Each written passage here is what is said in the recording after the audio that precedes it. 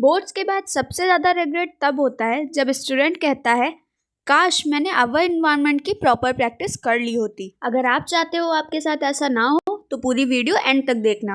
Hello future stars, welcome back to Krishna tutorials. हमारा first question आता है what are trophic levels, give an example of a food chain and state the different trophic levels in it.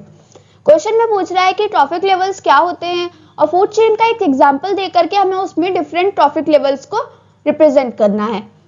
तो trophic levels क्या होते हैं? देखो, food chain में बहुत सारे लेवल्स होते हैं। ऑर्गेनिज्म जिस लेवल पे अपना फूड ऑब्टेन कर रहा है उस लेवल को उसका ट्रॉफिक लेवल बोला जाता है।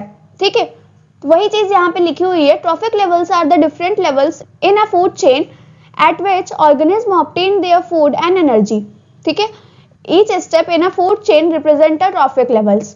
ओके, अब फूड चेन का एग्जांपल क्या है? ग्रास को डियर खाता है, वही डियर को लायन खाता है, तो ये एक फूड चेन है। ठीक है, अब इसमें ट्रॉफिक लेवल्स कौन कौन से हैं? ग्रास प्रोड्यूसर लेवल पे है, इसको हम बोलते हैं फर्स्ट ट्रॉफिक लेवल। वही डियर प्राइमरी कंज्यूमर है, इसको हम बोलते हैं second trophic level. Lion secondary consumer है, तो इसको हम बोलते हैं third trophic level. Energy flow from producer to consumer through these trophic levels. इन्हीं ट्रॉफिक लेवल्स के थ्रू एनर्जी का फ्लो होता है प्रोड्यूसर से कंज्यूमर की तरफ के लिए। ठीक है, वही चीज यहाँ पे हिंदी में भी लिखी हुई है। यहाँ पे ये फूड चेन दी गई है। फूड चेन में जो सबसे नीचे वाले हैं इनको हम बोलते हैं प्रोड्यूसर। ये हमारा फर्स्ट ट्रॉफिक लेवल है। वहीं जो उसके ऊपर में है वो है प्राइमरी कंज्यूमर्स, ये हमारा सेकेंड ट्रॉफिक लेवल है। वहीं फिर आता है सेकेंडरी कंज्यूमर, ये है थर्ड ट्रॉफिक लेवल। फिर आता है टर्शरी कंज्यूमर, ये होता है फोर्थ ट्रॉफिक लेवल। फिर है क्वाटरनरी कंज्यूमर्स, क्वाटरनरी कंज्यूमर्स आते हैं फिफ्थ ट्रॉफिक लेवल पे। नीचे से ऊपर की डायरेक्शन में जब हम जाते हैं तो बायोमास डिक्रीज होता है, वही नीचे से ऊपर की डायरेक्शन में ही एनर्जी का फ्लो हो रहा होता है। अब बात आती है कि ये एग्जाम में किस तरह से आप डायग्राम बनाओगे। तो एग्जाम में आपको क्या करना है, इस तरह से ही फूड चेन बनानी है एंड देन आपको ये नेम्स लिख देने हैं। जैसे कि आपने प्रोड्यूसर में ट्री लिख दिया, ग्रास लिख दिया, फ्लावरिंग प्लांट लिख दिया, क्रॉप लिख दिया। ठीक है, तो उसके बाद में आपको ये लेवल कर देना है कि ये प्रोड्यूसर्स होते हैं, ये प्राइमरी कंज्यूमर्स होते हैं, ये सेकेंडरी कंज्यूमर्स होते हैं। इस तरह से आपको ये लेवल कर देना है। बायोमास की डायरेक्शन बता देनी है, इस डायरेक्शन में जाते ही बायोमास डिक्रीज हो जाता है एंड एनर्जी का फ्लो बता देना है। ठीक है, तो आपको अच्छे मार्क्स मिल जाएंगे। अब हमारा नेक्स्ट क्वेश्चन आता है what is the role of decomposers in the ecosystem. Ecosystem में डिकम्पोजर्स का क्या रोल होता है, ये पूछा गया है। डिकम्पोजर्स क्या होते हैं? डिकम्पोजर्स वो होते हैं जो कि डेड प्लांट एनिमल्स को छोटे छोटे सिंपलर पार्ट्स में तोड़ करके उनको डिकम्पोज करने का काम करते हैं। ये इकोसिस्टम को मेंटेन करके रखता है, इकोसिस्टम में बैलेंस मेंटेन करके रखता है, न्यूट्रिएंट साइकिल को मेंटेन करके रखता है। वही चीज यहाँ पे लिखी हुई है। क्या लिखा हुआ है? Decomposers play a vital role in maintaining balance in the ecosystem. Ecosystem में ये बैलेंस मेंटेन करके रखते हैं। रोल ऑफ डिकम्पोजर्स, डिकम्पोजर्स का क्या क्या रोल होता है? They break down dead plant and animal into simpler substances. Dead plant animals को simpler substances में तोड़ने का काम करते हैं, यानी उन्हें डिकम्पोज करने का काम करते हैं। They recycle nutrients back into the soil. ये न्यूट्रिएंट्स को रिसाइकल करके सॉइल में भेज देते हैं। इससे क्या होता है? सॉइल फर्टिलिटी बढ़ती है। These nutrients are reused by plant for growth. ये न्यूट्रिएंट्स फिर प्लांट्स के द्वारा यूज किए जाते हैं अपनी ग्रोथ के लिए। They prevent accumulation of dead organic matter. ये accumulation को भी रोकते हैं ताकि dead organic matter जो है वो एक जगह पे इकट्ठा ना हो पाए। They help in maintaining the nutrient cycle in the ecosystem. ये इकोसिस्टम में न्यूट्रिएंट साइकिल को मेंटेन करके रखते हैं। Without decomposers, nutrients would not be recycled and life would not be continued properly. अगर डिकम्पोजर्स नहीं होंगे तो न्यूट्रिएंट साइकिल अच्छे से वर्क नहीं कर पाएगी, न्यूट्रिएंट्स रिसाइकल नहीं हो पाएंगे, और अगर न्यूट्रिएंट्स रिसाइकल नहीं हो पाएंगे तो हमारी लाइफ अच्छे से कंटिन्यू नहीं हो पाएगी। ठीक है, नेक्स्ट क्वेश्चन आता है हमारा why are some substances biodegradable and some non biodegradable. कुछ सब्सटेंसेस बायोडिग्रेडेबल क्यों होते हैं और कुछ नॉन बायोडिग्रेडेबल क्यों होते हैं, ये पूछा गया है।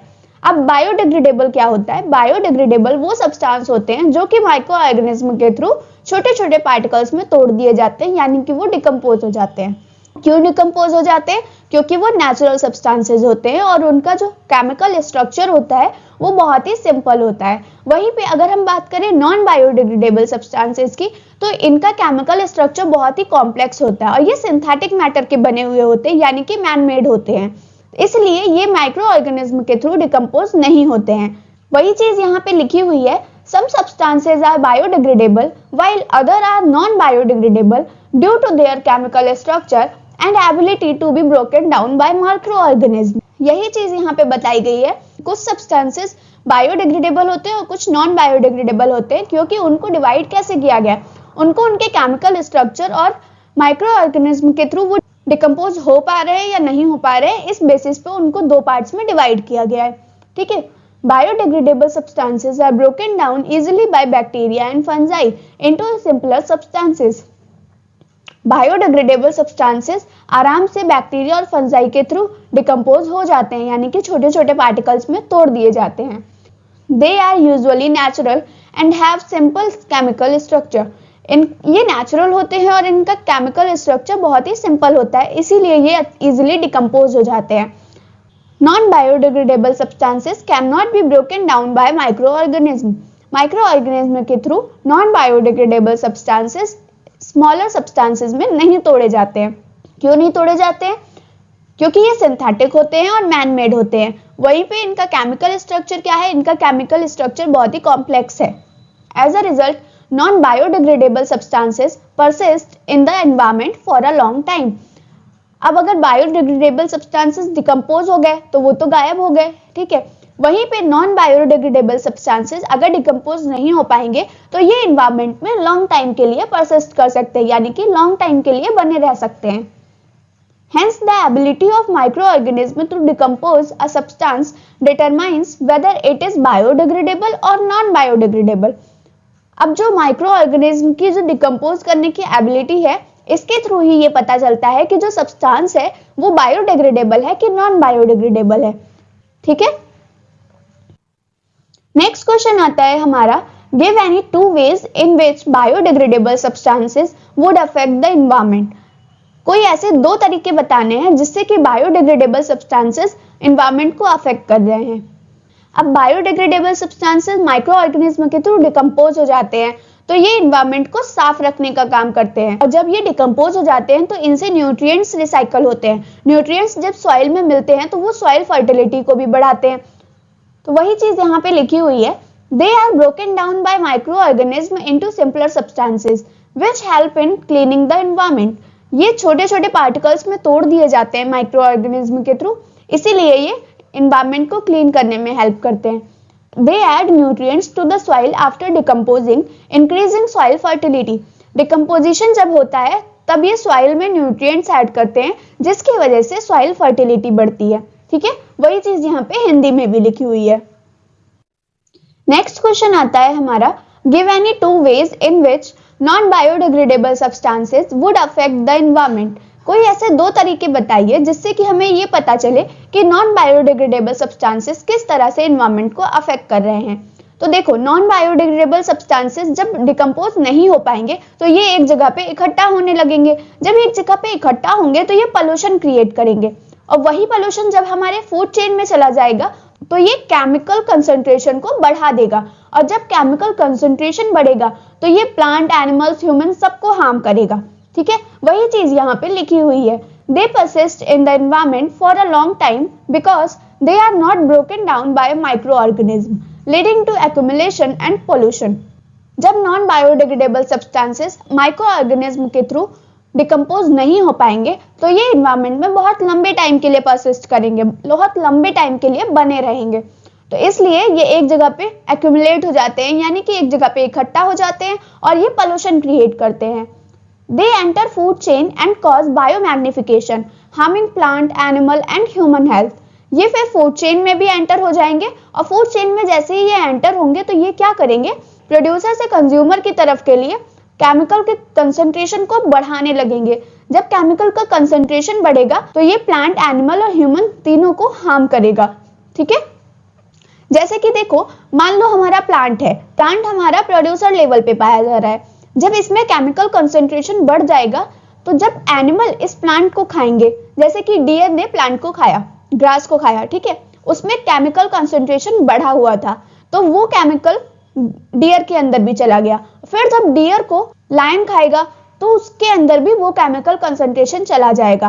तो इस तरह से ही धीरे धीरे जब प्रोड्यूसर से कंज्यूमर की तरफ के लिए हम बढ़ते हैं तो केमिकल का कंसंट्रेशन बढ़ता चला जाता है।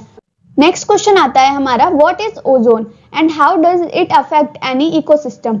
ओजोन क्या होता है और ये इकोसिस्टम को किस तरह से अफेक्ट करता है, ये पूछा गया है। देखो ओजोन क्या होता है, ओजोन एक मॉलिक्यूल है जो कि ऑक्सीजन के 3 एटम से मिलकर के बना हुआ होता है। ओजोन लेयर स्ट्रेटोस्फीयर में पाई जाती है। अब ओजोन लेयर क्या करती है, सन से डायरेक्ट यूवी रेडिएशंस अर्थ पर पड़ती हैं। ओजोन लेयर उससे बचाने का काम करती है ताकि यूवी रेडिएशंस डायरेक्ट अर्थ पर ना पड़े, क्योंकि यूवी रेडिएशंस हमें स्किन कैंसर और आई डैमेज जैसे डिजीज दे सकती हैं। वहीं पे साथ में ओजोन इकोलॉजिकल बैलेंस भी बना करके रख रही है। जब ओजोन लेयर का डिप्लीशन हो जाता है, यानी कि ओजोन लेयर में होल हो जाता है, तब यूवी रेडिएशंस डायरेक्ट अर्थ पर पड़ सकते हैं, जिससे कि इकोसिस्टम अफेक्ट हो सकता है, यानी कि हमारी लाइफ डैमेज हो सकती है। वही चीज यहाँ पर लिखी हुई है, ozone is a gas made up of 3 oxygen atoms O3। Ozone 3 atoms से मिलकर के बना हुआ होता है ऑक्सीजन के। It is found mainly in the stratosphere where it forms the ozone layer. Stratosphere में मेनली पाया जाता है जहां पे ये ओजोन लेयर बना रहा होता है। इफेक्ट क्या है इकोसिस्टम पर, the ozone layer absorbs harmful UV radiations from the sun. Sun से जो यूवी रेडिएशंस आ रही हैं उनको ये ओजोन लेयर एब्जॉर्ब कर लेता है। By blocking UV rays it protect plant, animals and human from disease like skin cancer and I damage. Skin cancer और आई डैमेज जैसी डिजीजेस से बचाने का काम करता है। It help maintains ecological balance by protecting phytoplankton, plants and food chain. Ecological balance को maintain करने का काम कर रहा है, जैसे कि फाइटोप्लैंक्टन को प्रोटेक्ट कर रहा है, प्लांट्स को प्रोटेक्ट कर रहा है, फूड चेन को प्रोटेक्ट कर रहा है। ठीक है। Depletion of ozone increases UV radiation. जब ओजोन का डिप्लेशन हो जाता है, यानी कि ओजोन लेयर में जब छेद हो जाता है, तब यूवी रेडिएशंस इंक्रीज हो जाती हैं, which can damage crop, aquatic life and ecosystem. ये क्रॉप, एक्वेटिक लाइफ और इकोसिस्टम को डैमेज कर सकती हैं। Thus, ozone play a crucial protective role in sustaining ecosystem. Ozone बहुत ही क्रूशियल रोल प्ले कर रहा है, यानी कि बहुत ही इंपॉर्टेंट रोल प्ले कर रहा है हमारे इकोसिस्टम को प्रोटेक्ट करने के लिए। ठीक है। नेक्स्ट क्वेश्चन आता है हमारा, how can you help in reducing the problem of waste disposal, give any 2 methods. Waste disposal का जो प्रॉब्लम है उसको रिड्यूस करने के लिए हम कैसे हेल्प कर सकते हैं, कोई भी 2 मेथड हमें बताने हैं। देखो सबसे पहले तो हम एक काम ये कर सकते हैं कि हम बायोडिग्रेडेबल सब्सटेंसेस और नॉन बायोडिग्रेडेबल सब्सटेंसेस जो हैं उनको हम अलग अलग सेपरेट कर दें। ठीक है। वहीं पे साथ में हम 3R मेथड को भी यूज कर सकते हैं। 3R मेथड क्या होता है, रिड्यूस, रीयूज एंड रिसाइकल। इसके जरिए हम वेस्ट डिस्पोजल की प्रॉब्लम को सॉल्व कर सकते हैं। वही चीज यहाँ पे लिखी हुई है, segregate waste at source by separating biodegradable and non biodegradable wastage. Segregate कर सकते हैं, यानी कि वही है कि बायोडिग्रेडेबल और नॉन बायोडिग्रेडेबल वेस्ट को हम अलग अलग अगर करेंगे तो इससे हम वेस्ट डिस्पोजल की प्रॉब्लम को सॉल्व कर सकते हैं।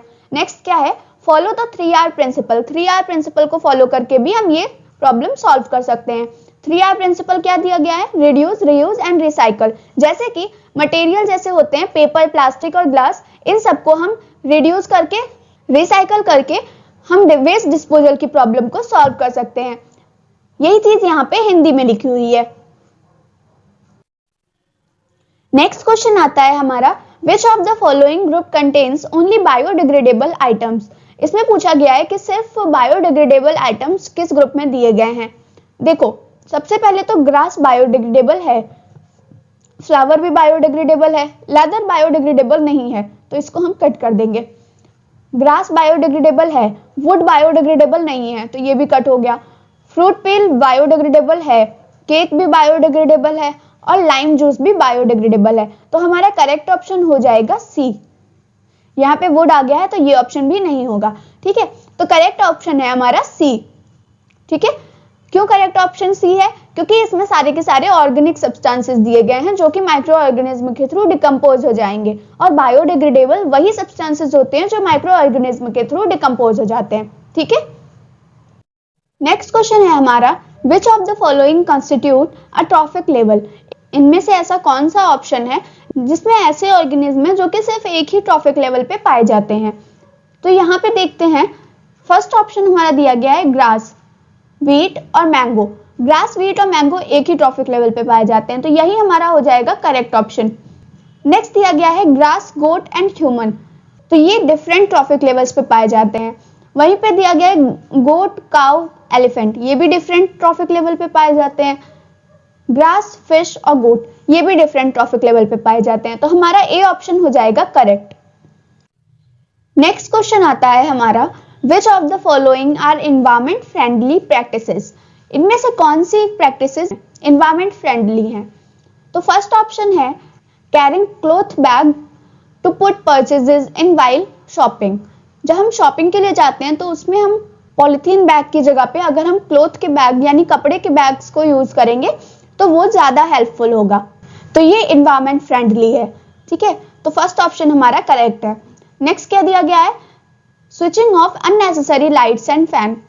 जब हम लाइट फैन की हमें यूज नहीं है तो हम उसको ऑफ कर दें, तो ये भी एनवायरमेंट फ्रेंडली है।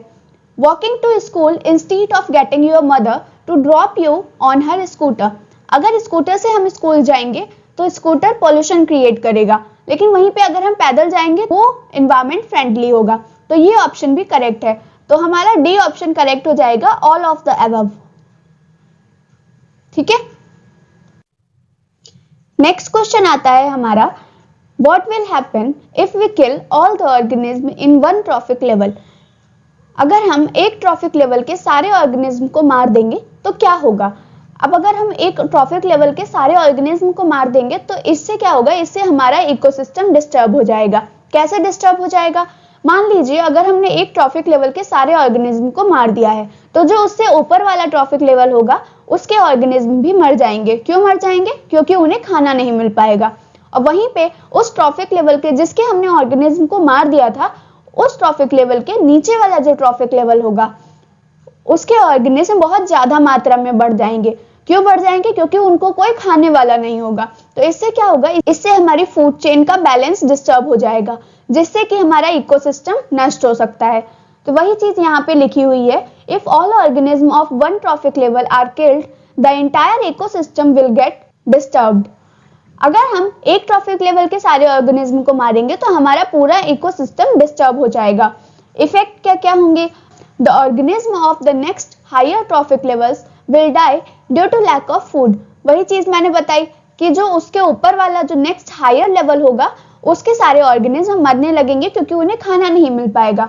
The organism of the lower trophic level में इंक्रीज रैपिडली, वो बहुत ज्यादा मात्रा में बढ़ने लगेंगे क्योंकि उनको कोई खाने वाला नहीं होगा, प्रेडेटर नहीं होगा, ठीक है। This causes imbalance in the food chain का बैलेंस बिगड़ जाएगा।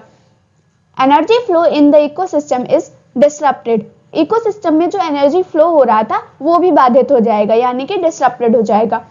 Ultimately it may lead to collapse of the ecosystem. तो एट द एंड क्या होगा, इकोसिस्टम कोलैप्स हो जाएगा, यानी कि इकोसिस्टम नष्ट हो जाएगा। Therefore, each trophic level is essential for maintaining ecological balance. इसलिए सारे ही ट्रॉफिक लेवल्स बहुत ज्यादा इंपॉर्टेंट हैं इकोलॉजिकल बैलेंस को मेंटेन करने के लिए, ठीक है। हमारा नेक्स्ट क्वेश्चन है, will the impact of removing all the organisms in a trophic level be different for different trophic levels? क्या किसी भी ट्रॉफिक लेवल के सभी ऑर्गेनिज्म को हटाने पर इसका इम्पैक्ट अलग अलग होगा अगर हम डिफरेंट ट्रॉफिक लेवल्स को कंसीडर करें। Can the organism of any trophic level be removed without causing any damage to the ecosystem. क्या किसी भी ट्रॉफिक लेवल के ऑर्गेनिज्म को रिमूव किया जा सकता है बिना इकोसिस्टम को डैमेज करे। इसका आंसर होगा, अगर हम डिफरेंट ट्रॉफिक लेवल के ऑर्गेनिज्म को रिमूव करेंगे तो इसका इम्पैक्ट हर एक ट्रॉफिक लेवल पे अलग अलग होगा और हम किसी भी ट्रॉफिक लेवल को पूरी तरह से रिमूव नहीं कर सकते हैं बिना इकोसिस्टम को डैमेज करे। क्यों नहीं कर सकते हैं, देखो सबसे पहले तो अगर हम प्रोड्यूसर्स को रिमूव करेंगे तो हमारे प्राइमरी कंज्यूमर्स भूखे रह जाएंगे और वो भूखे मर जाएंगे। फूड चेन में एनर्जी का सोर्स ही नहीं बचेगा। वहीं पे अगर हम प्राइमरी कंज्यूमर्स को रिमूव कर देते हैं तो हमारे जो कार्निवोर्स होंगे वो भूखे रह जाएंगे और हमारे प्रोड्यूसर्स की मात्रा बहुत ज़्यादा बढ़ जाएगी। और अगर हम टॉप कार्निवोर्स को रिमूव कर देते हैं तो लोअर कंज्यूमर्स की बहुत ज़्यादा पॉपुलेशन बढ़ जाएगी, जिसकी वजह से बैलेंस में डिस्टर्बेंस आ सकती है। तो वही चीज़ यहाँ पे लिखी हुई है, yes, the impact of removing all organisms differs for different trophic levels, but no trophic level can be removed without damaging the ecosystem. हर एक ट्रॉफिक लेवल पे डिफरेंट इम्पैक्ट पड़ेगा ऑर्गेनिज्म को रिमूव करने पे, और हम किसी भी ट्रॉफिक लेवल को रिमूव नहीं कर सकते हैं बिना इकोसिस्टम को डैमेज करे। If producers are removed, no food or energy enters the ecosystem and all consumers will eventually die. अगर हम प्रोड्यूसर्स को रिमूव कर देंगे तो कोई भी फूड और एनर्जी का सोर्स नहीं बचेगा इकोसिस्टम में, और अगर एनर्जी और फूड का सोर्स नहीं बचेगा तो सारे कंज्यूमर्स मर जाएंगे। If primary consumers are removed, अगर हम प्राइमरी कंज्यूमर्स को रिमूव करेंगे, प्रोड्यूसर्स में increase excessively while high consumers will starve. Producers बहुत ज्यादा मात्रा में बढ़ेंगे और जो हायर कंज्यूमर्स हैं वो भूखे मर जाएंगे। If top carnivores are removed, अगर हम टॉप के कार्निवोर्स को रिमूव कर देंगे तो क्या होगा, पॉपुलेशंस ऑफ लोअर कंज्यूमर्स में इंक्रीजेस अनकंट्रोलेबली डिस्टर्बिंग बैलेंस। तो लोअर कंज्यूमर्स की पॉपुलेशन बहुत ज्यादा इंक्रीज हो जाएगी, जिसको हम कंट्रोल नहीं कर पाएंगे और इसकी वजह से इकोलॉजिकल बैलेंस बहुत ज्यादा डिस्टर्ब हो जाएगा। तो इसलिए हम किसी भी ट्रॉफिक लेवल को रिमूव नहीं कर सकते हैं, क्योंकि सारे ट्रॉफिक लेवल एक दूसरे पे डिपेंडेंट हैं। ठीक है। In every case the food chain and energy flow are disrupted. हर एक केस में फूड चेन और एनर्जी फ्लो डिसरप्टेड हो रहा है, यानी कि डिस्टर्ब हो रहा है। Therefore organism of no trophic levels can be removed without causing damage to the ecosystem. Ecosystem को बिना डैमेज करे हम कोई भी ट्रॉफिक लेवल को रिमूव नहीं कर सकते हैं, क्योंकि वो आपस में इंटरकनेक्टेड है। यहाँ पे ये डायग्राम दिया गया है, इसके जरिए आप ट्रॉफिक लेवल्स और एनर्जी फ्लो को और अच्छे से समझ सकते हो। ठीक है। नेक्स्ट क्वेश्चन है हमारा, what is biological magnification. Biological magnification क्या होता है? Will the levels of this magnification be different at different levels of the ecosystem. Ecosystem के डिफरेंट लेवल्स पे क्या बायो मैग्निफिकेशन का लेवल डिफरेंट होगा? तो इसका आंसर है हाँ, क्योंकि बायोलॉजिकल मैग्निफिकेशन वो प्रोसेस है जिसमें कि नॉन बायोडिग्रेडेबल टॉक्सिक सब्सटेंसेस बहुत ज़्यादा इंक्रीज हो जाते हैं फूड चेन में। अब जैसे जैसे फूड चेन का ट्रॉफिक लेवल बढ़ता जाएगा, वैसे वैसे टॉक्सिन की मात्रा भी बढ़ती जाएगी, और जब टॉक्सिन की मात्रा बढ़ती जाएगी तो इकोसिस्टम में डिफरेंट लेवल पे डिफरेंट टॉक्सिन की मात्रा पाई जाएगी, जिससे कि हमें ये पता चलता है कि डिफरेंट लेवल पे डिफरेंट बायोलॉजिकल मैग्निफिकेशंस के लेवल पाए जाएंगे। वही चीज यहाँ पे लिखी हुई है, biological magnification is the gradual increase in the concentration of non biodegradable toxic substances like pesticides और heavy metals at successive trophic levels of a food chain. वही मतलब है कि बायोलॉजिकल मैग्निफिकेशन वो प्रोसेस है जिसमें कि biodegradable substances successive trophic levels में बढ़ते जाते हैं, यानी कि प्रोड्यूसर्स में कम होगा, उससे ज़्यादा होगा प्राइमरी कंज्यूमर्स में, फिर होगा सेकेंडरी कंज्यूमर्स में, उससे ज़्यादा होगा टर्शरी कंज्यूमर्स में। इस तरह से ही ये धीरे धीरे बढ़ते जाते हैं, इसका कंसंट्रेशन बढ़ता जाता है। Non biodegradable pollutants enter the ecosystem through air, water और सॉइल। नॉन बायोडिग्रेडेबल पोल्यूटेंट्स जो होते हैं वो इकोसिस्टम में किस तरह से एंटर करते हैं? एयर, वाटर और सॉइल के through. These substances are not broken down and accumulate in organism। अब ये सब्सटेंस बहुत ज्यादा कॉम्प्लेक्स केमिकल स्ट्रक्चर रखते हैं, जिसकी वजह से ये टूटते तो है नहीं, तो ये एक जगह पे इकट्ठे हो जाते हैं, यानी कि एक्यूमुलेट हो जाते हैं ऑर्गेनिज्म में। As one organism eat another, जब एक ऑर्गेनिज्म दूसरे ऑर्गेनिज्म को खाता है, the concentration of the toxin increases at each higher trophic level. हर एक ट्रॉफिक लेवल पे टॉक्सिन का जो कंसंट्रेशन होता है वो बढ़ता चला जाता है। Therefore, organisms at the top of the food chain have the maximum concentration of toxin। इसीलिए जो ऑर्गेनिज्म फूड चेन के टॉप पर पाया जाता है उसमें सबसे ज्यादा कंसंट्रेशन पाया जाता है टॉक्सिन का। Yes, the level of biological magnification is different at different trophic levels and increases progressively at higher levels। देखो, ट्रॉफिक लेवल के डिफरेंट लेवल्स पे डिफरेंट बायोलॉजिकल मैग्निफिकेशन पाए जाते हैं, क्योंकि ये जैसे जैसे ट्रॉफिक लेवल इंक्रीज होता जाता है उसी तरह से ये भी धीरे धीरे इंक्रीज होता जाता है, कंसंट्रेशन इंक्रीज होता जाता है टॉक्सिन का। ठीक है, नेक्स्ट क्वेश्चन है हमारा, what are the problems caused by the non biodegradable wastage that we generate. हमारे द्वारा जो नॉन बायोडिग्रेडेबल वेस्ट बनाए जा रहे हैं उनसे क्या क्या प्रॉब्लम्स आ सकती हैं, ये पूछा गया है। देखो, नॉन बायोडिग्रेडेबल वेस्ट से अभी तक हमने जो पढ़ा है उसमें ही हमें पता चल गया है कि नॉन बायोडिग्रेडेबल वेस्ट डिकम्पोज नहीं होते हैं, जिसकी वजह से वो इन्वायरमेंट को बहुत ज़्यादा अफेक्ट करते हैं, बहुत ज़्यादा प्रॉब्लम्स क्रिएट करते हैं। क्या क्या प्रॉब्लम्स हो सकती है? ये पोल्यूशन क्रिएट करते हैं, जिसकी वजह से ये फूड चेन में एंटर कर जाते हैं, और फूड चेन में एंटर करने की वजह से हमारे अंदर टॉक्सिन का कंसंट्रेशन बढ़ जाता है, जिसकी वजह से बायोलॉजिकल मैग्निफिकेशन हो सकता है, बहुत सारी बीमारियां आ जाती हैं और ये इकोसिस्टम को डिस्टर्ब कर देते हैं। वही चीज यहाँ पर लिखी हुई है, non biodegradable wastage cause several serious environmental problems. ये बहुत ज्यादा सीरियस प्रॉब्लम कर सकते हैं। They persist in the environment for a long time leading to accumulation and land pollution. ये बहुत ज्यादा लॉन्ग टाइम के लिए बने रहते हैं एनवायरमेंट में, इसलिए ये एक जगह पे इकट्ठा हो जाते हैं और ये लैंड पोल्यूशन करते हैं। दे पोल्यूट सॉइल एंड वाटर। ये सॉइल और वाटर को भी पोल्यूट करते हैं। किस तरह से पोल्यूट करते हैं? सॉइल फर्टिलिटी को रिड्यूस कर देते हैं और वाटर को कंटेमिनेट कर देते हैं। They enter food chain and cause biological magnification. ये फूड चेन में एंटर करके बायोलॉजिकल मैग्निफिकेशन कॉज करते हैं। बायोलॉजिकल मैग्निफिकेशन में टॉक्सिन की मात्रा बढ़ जाती है, जिसकी वजह से एनिमल्स और ह्यूमंस को ये बहुत ज्यादा हार्म करते हैं। They cause health hazards as toxin substances accumulate in the living organism. जब लिविंग ऑर्गेनिज्म में बहुत ज्यादा टॉक्सिन सब्सटेंस इकट्ठा हो जाता है तो इसकी वजह से बहुत ज्यादा डिजीजेस भी क्रिएट करते हैं ये। दे डिस्टर्ब इकोसिस्टम। ये इकोसिस्टम को बहुत ज्यादा डिस्टर्ब करते हैं, जिसकी वजह से इकोलॉजिकल बैलेंस अफेक्ट होता है। Thus, non-biodegradable wastes pose long-term threats to the environment and life. Non-biodegradable waste जब डिकम्पोज नहीं होंगे तो ये बहुत लंबे समय के लिए हमारे इन्वायरमेंट और हमारी लाइफ के लिए खतरा बन सकते हैं। ठीक है, हमारा नेक्स्ट क्वेश्चन है, if all the waste we generate is biodegradable will this have no impact on the environment. अगर हम जो भी वेस्ट बना रहे हैं वो सारा का सारा वेस्ट बायोडिग्रेडेबल है तो क्या इसका कोई इम्पैक्ट नहीं पड़ेगा एनवायरमेंट पे? तो इसका आंसर है कि नहीं। अगर हम सारा वेस्ट बायोडिग्रेडेबल बना रहे होंगे फिर भी एनवायरमेंट अफेक्ट होगा।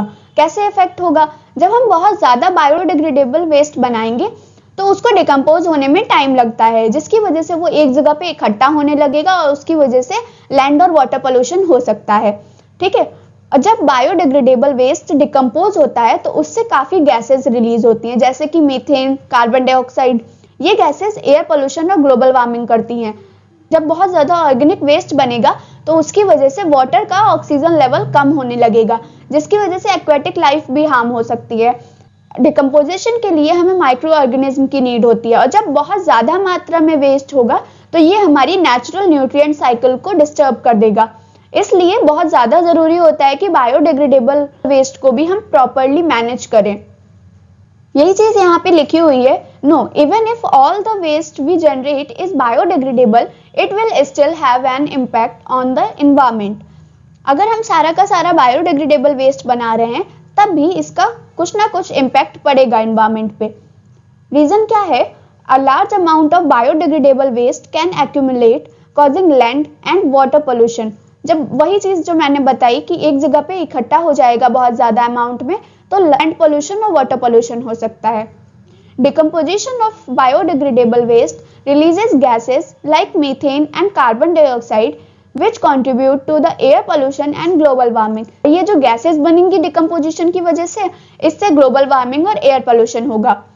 Excess organic matter can reduce oxygen levels in the water bodies harming aquatic life. Aquatic life को भी ये हार्म करेंगे क्योंकि वाटर में ऑक्सीजन लेवल कम हो जाएगा इसकी वजह से। Decomposition requires microorganism and excessive waste can disturb natural nutrient cycle। बहुत ज्यादा जब वेस्ट इकट्ठा हो जाएगा तो इसकी वजह से जो नेचुरल न्यूट्रिएंट साइकिल है वो भी डिस्टर्ब हो जाएगी हमारी। Therefore, even biodegradable waste must be properly managed to reduce environmental impact.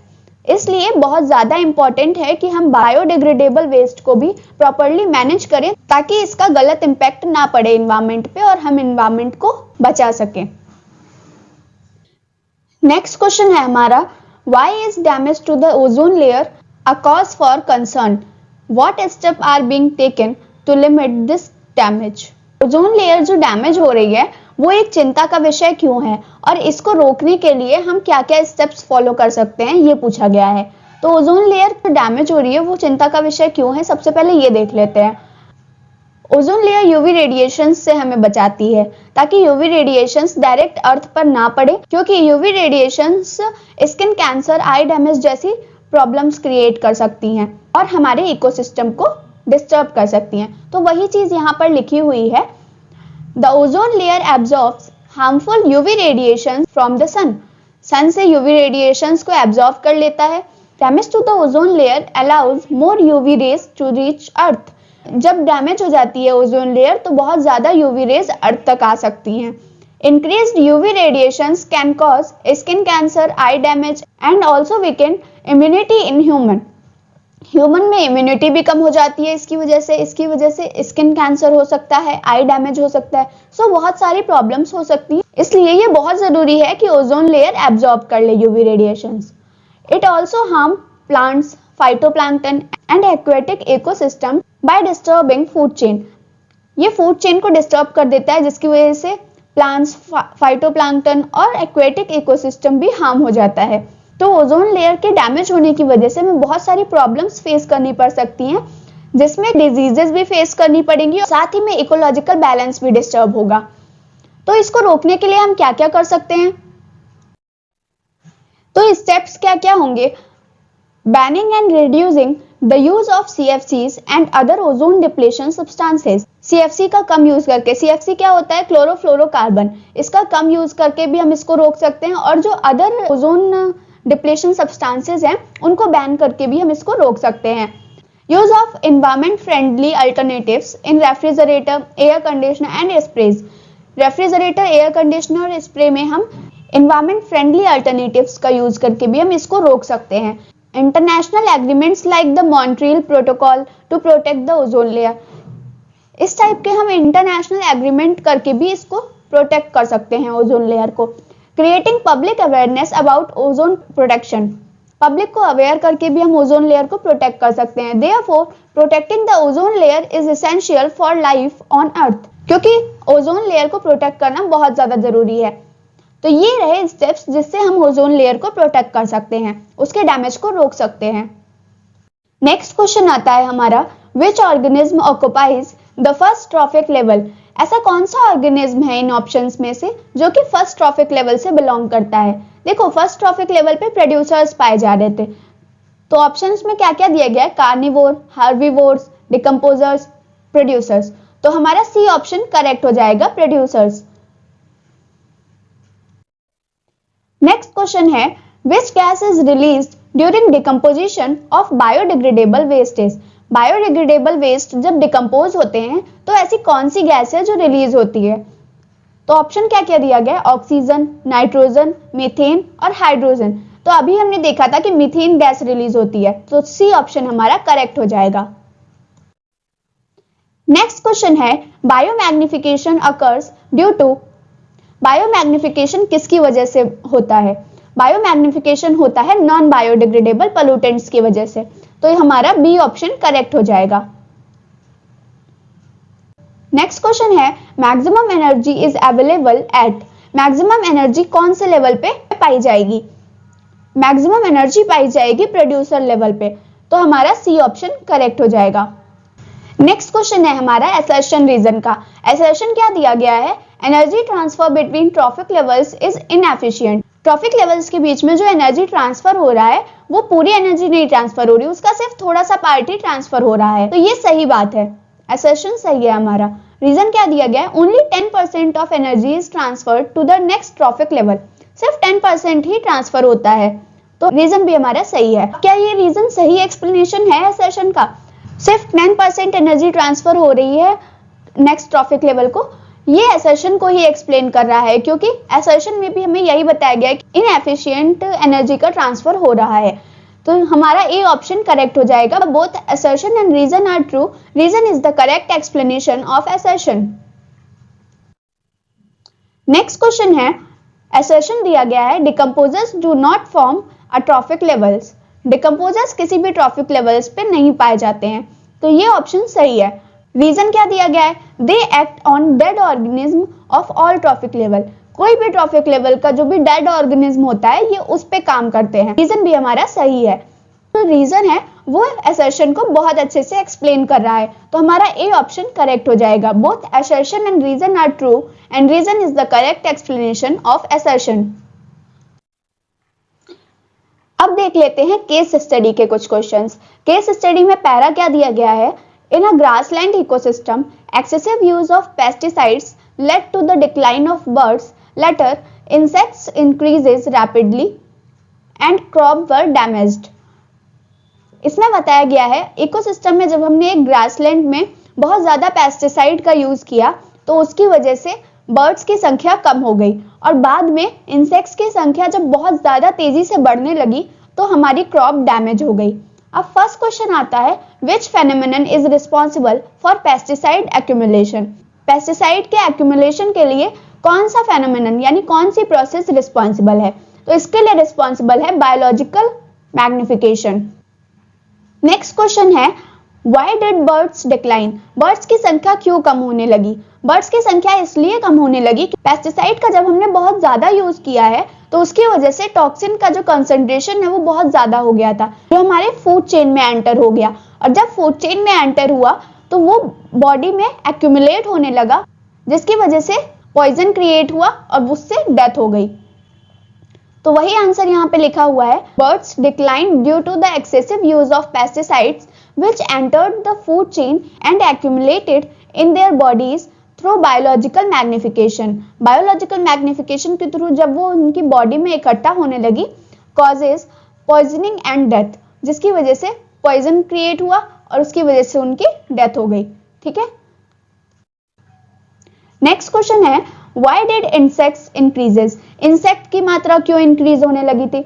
जब बर्ड्स नहीं बचे थे तो इंसेक्ट्स को खाएगा कौन, क्योंकि बर्ड्स इंसेक्ट के नेचुरल प्रेडेटर्स हैं। तो जब इंसेक्ट्स को खाने के लिए प्रेडेटर्स ही नहीं बचे, इसीलिए उनकी मात्रा बढ़ने लगी थी। तो इसका आंसर क्या होगा, नेचुरल प्रेडेटर्स बर्ड्स वर रिड्यूस्ड।